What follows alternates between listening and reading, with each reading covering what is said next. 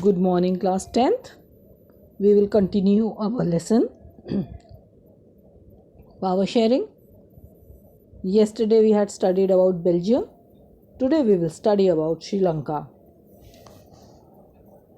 Let us see the situation in Sri Lanka. Sri Lanka is an island nation just a few kilometers off southern coast of Tamil Nadu.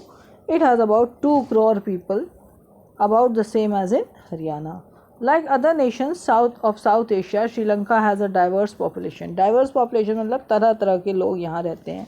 The major social groups are Sinhala speaking 74% and Tamil speakers 18%. Among Tamils there are 2 subgroups. तो Tamils में 2 subgroups हैं. एक तो Tamil natives हैं and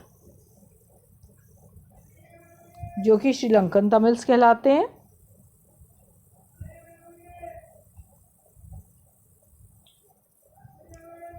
और जो कि 13% है. Rest whose forefathers came from India. बाकी जो तमिल्स हैं वो जिनके पूर्वज फोर फादर्स इंडिया से आए थे as plantation workers during colonial period, वो यहाँ पे रहते हैं, बस गए हैं, वो इंडियन तमिल्स कहलाते हैं. As you see from the map, अब look at the map.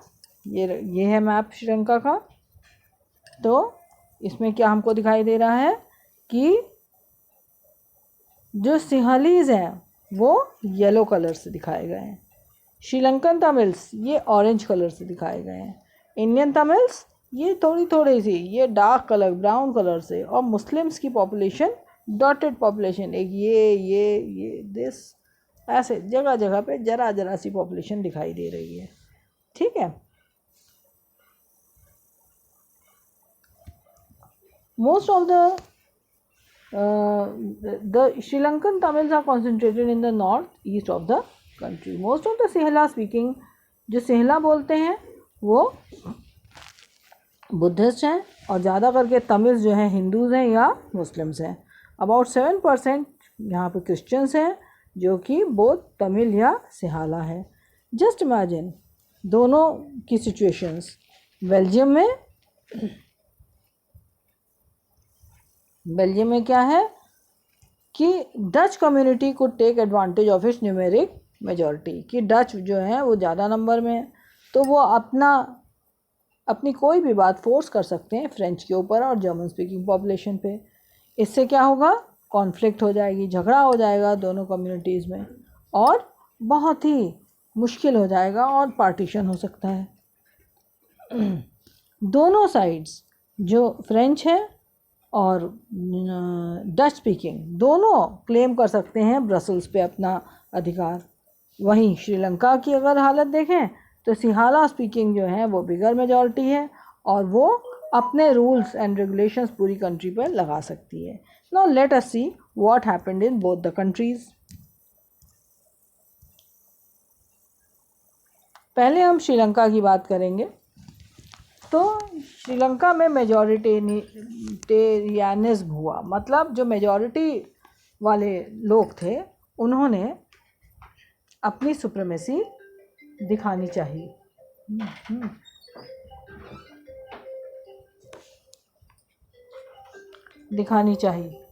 Sri Lanka emerged as an independent country in 1948. The leaders of Sinhala community sought to secure dominance over the government by the virtue of its majority. तो उन्होंने अपना dominance दिखाना चाहा. As a result क्या हुआ, democratically elected government ने majoritarian measures अपना लिए और सिंहाला सुप्रीमेसी वहाँ इस्टेब्लिश कर दी. मतलब जो मेजॉरिटी में लोग थे, सिंहाला लोग थे, उनकी वहाँ पे रूल हो गया.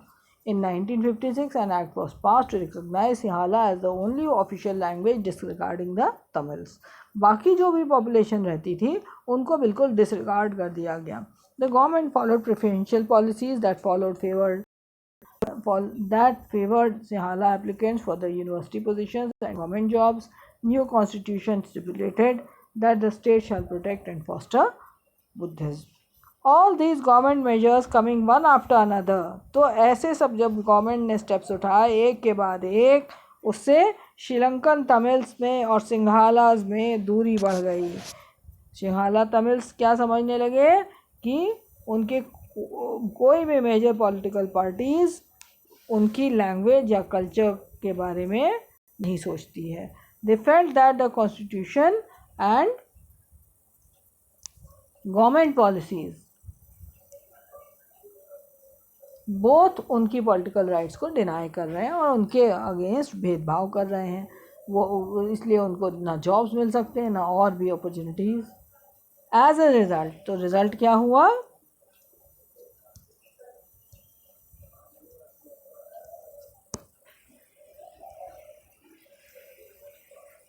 दोनों कम्युनिटीज़ के बीच में, सिहाला और तमिल कम्युनिटी के बीच में रिलेशंस स्ट्रेन हो गए, मतलब टेंशन आ गई. श्रीलंकन तमिल्स, इसलिए श्रीलंकन तमिल्स ने क्या लॉन्च किया? स्ट्रगल्स, है ना, बहुत जद्दोजहद की, बहुत क्या कहते हैं, विद्रोह किया, इसका स्ट्रगल किया ताकि तमिल भी ऑफिशियल लैंग्वेज वहाँ पे रिकॉग्नाइज की जाए for regional autonomy and equality of opportunity in securing education and jobs. But their demand for more autonomy to provinces populated by Tamils was repeatedly denied. लेकिन उनकी ये डिमांड जो है बिल्कुल नकार दी गई. By 1980, several political organizations were formed demanding an independent Tamil Eelam state in northern and eastern parts of Sri Lanka. The distrust मतलब दोनों कम्युनिटीज़ के बीच में क्या हो गया? डिस्ट्रस्ट, मतलब एक दूसरे के ऊपर फेथ नहीं करते थे, ना तमिल्स ना सिहाला. तो ये डिस्ट्रस्ट जो है किसमें टर्न हो गया? वाइड स्प्रेड कॉन्फ्लिक्ट, मतलब बहुत झगड़े में. Soon it turn into a civil war, अंदर ही अंदर लड़ाई झगड़े होने लगे, tensions. As a result, thousands of peoples of both the communities have been killed. Many families were forced to leave the country as refugees and many more lost their livelihoods. तो इसका असर सीधे इकोनॉमिक डेवलपमेंट पे, education और health पे पड़ा.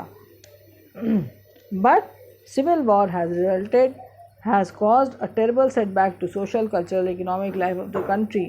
It ended in 2009. अब हम बेल्जियम के अकोमोडेशन देखते हैं. बेल्जियम में एक दूसरी ही स्थिति ने जन्म लिया. बेल्जियन लीडर्स ने बहुत ही समझदारी से काम लिया. जबकि बेल्जियम एक बहुत छोटा सा कंट्री है, उसमें डाइवर्स पॉपुलेशन थी, तब भी Belgian leaders took a different path. They recognized the existence of regional differences and cultural diversities. उन्होंने ये देख पाया कि यहाँ रीजनल डिफरेंस भी है, कल्चर में भी बहुत भिन्नता है. Between 1970 and 1993, they amended the constitution 4 times.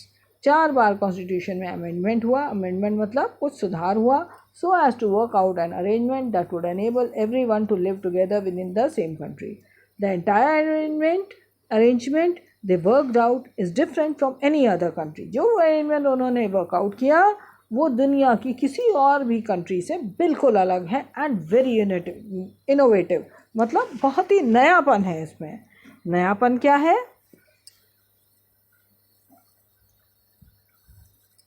नयापन ऐसे है कि यहाँ पे बेल्जियम के कुछ मॉडल्स हमको दिखाई दे रहे हैं.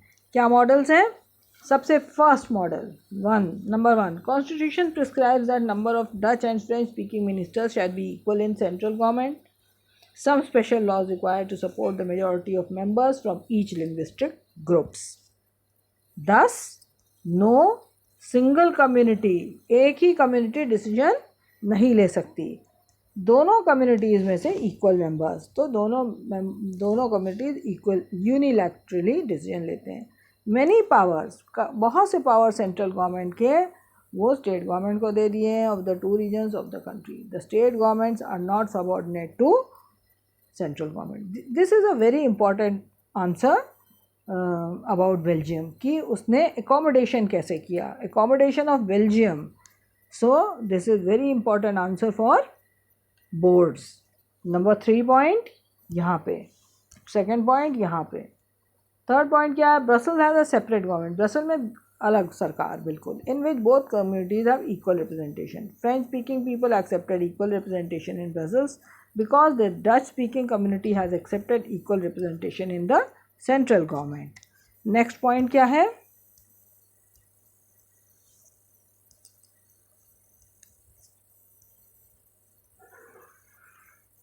नेक्स्ट पॉइंट है, apart from central and state government their kind of government, एक तीसरी तरह की गवर्नमेंट भी यहाँ जिसको कहते हैं कम्युनिटी गवर्नमेंट, जो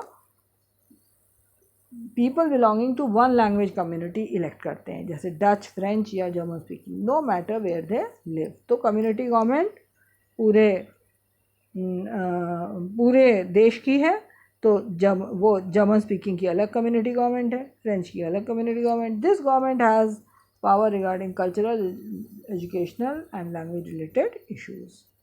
तो हमको बड़ा कॉम्प्लिकेटेड मॉडल लगता है ऐसा। It is indeed very complicated, even for the people living in Belgium. But these arrangements have worked so well so far. They have helped to avoid civic strife between the two major communities and possible division of the country on linguistic lines. Linguistic lines, linguistic मतलब language के basis पे. When many countries of Europe came together, तो इसी वजह से एक नया point यहाँ पे है, when many countries of Europe came together to form European Union, तो उन्होंने क्या किया, उन्होंने ब्रसल्स को चूज़ किया एज इट्स हेडक्वार्टर। तो यूरोपियन यूनियन का हेडक्वार्टर क्या चुना गया, ब्रसल्स। ये वेरी शॉर्ट का भी क्वेश्चन हो सकता है। What do we learn from the two stories, आखिर हमको क्या सीख मिली इन दो स्टोरीज से।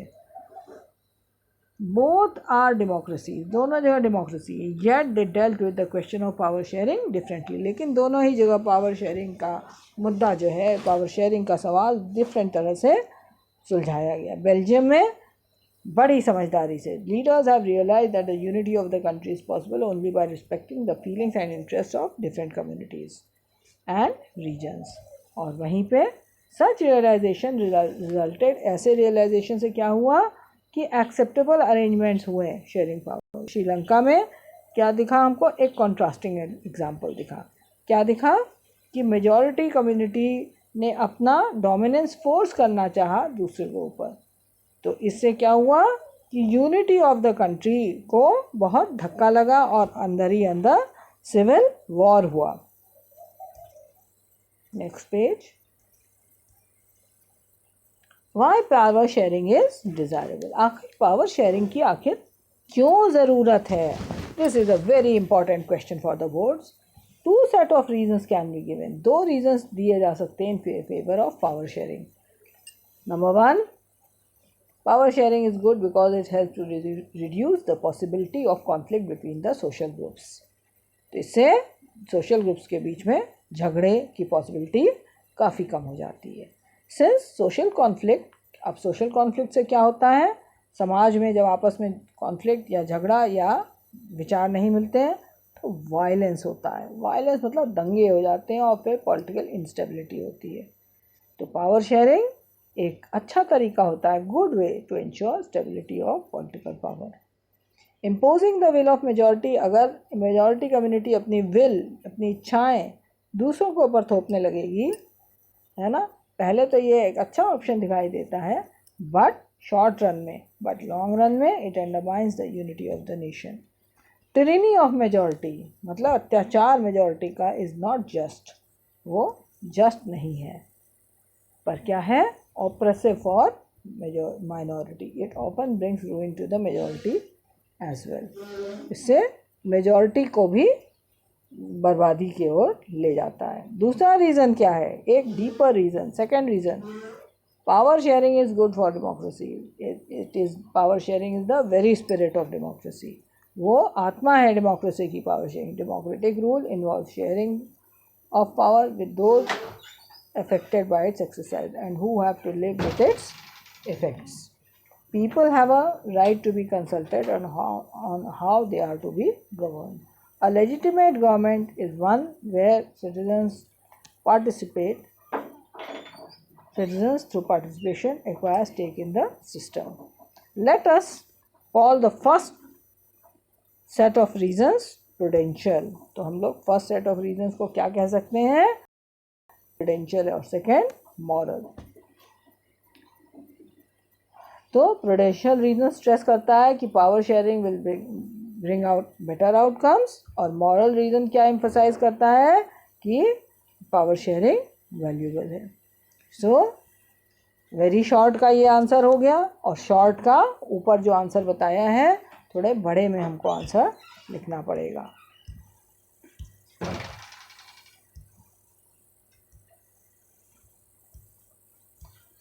The page in which you see a plus sign, उससे एग्ज़ाम में तो नहीं आता है, but you have to go through the story. ये पूरी स्टोरी जो भी लिखी हुई है, जैसे खलील्स डिलेमा ये लिखा हुआ है, मतलब खलील का क्या कन्फ्यूजन था, क्या कन्फ्यूजन था, story when you will go through it then you will understand the lesson in a better way.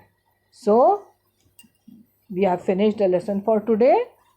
Tomorrow we'll take the next topic, forms of power sharing. So children, thank you for today.